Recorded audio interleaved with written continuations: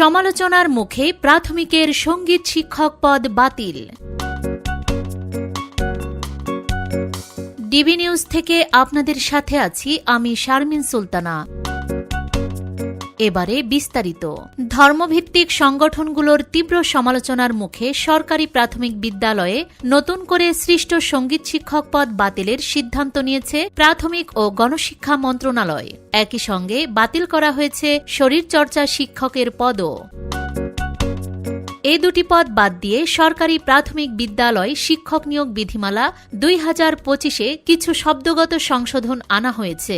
এসব পরিবর্তন যুক্ত করে গত আগস্টে জারি করা মূল বিধিমালাটি সংশোধন করেছে মন্ত্রণালয়। সোমবার 3 নভেম্বর দুপুরে প্রাথমিক ও গণশিক্ষা মন্ত্রণালয়ের বিদ্যালয় অনুবিভাগের অতিরিক্ত সচিব মাসুদ আক্তার খান গণমাধ্যমকে জানান, রোববার সংশোধিত বিধিমালার গেজেট প্রকাশ করা হয়েছে। আগের বিধিমালায় শিক্ষক পদ 4টি ক্যাটাগরিতে ভাগ করা হলেও সংশোধিত সংস্করণে রাখা হয়েছে 2টি।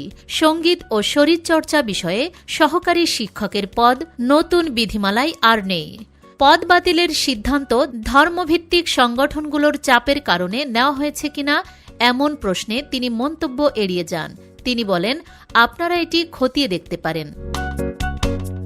এদিকে বিধিমালায় একটি শব্দগত পরিবর্তনও আনা হয়েছে বলে জানান অতিরিক্ত সচিব। তিনি বলেন, আগের বিধিমালায় মেধার ভিত্তিতে নিয়োগপ্রাপ্তদের মধ্যে 20% পদ বিজ্ঞান বিষয়ে স্নাতক ডিগ্রিধারীদের এবং বাকি 80% পদ অন্যান্য বিষয়ে স্নাতক ডিগ্রিধারীদের জন্য উল্লেখ ছিল।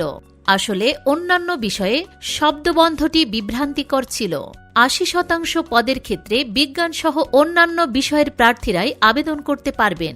এটি স্পষ্ট করার জন্য ওই অংশটি সংশোধন করে এখন বলা হয়েছে বিজ্ঞানসহ অন্যান্য বিষয়ে অন্যূন স্নাতক ডিগ্রিধারী।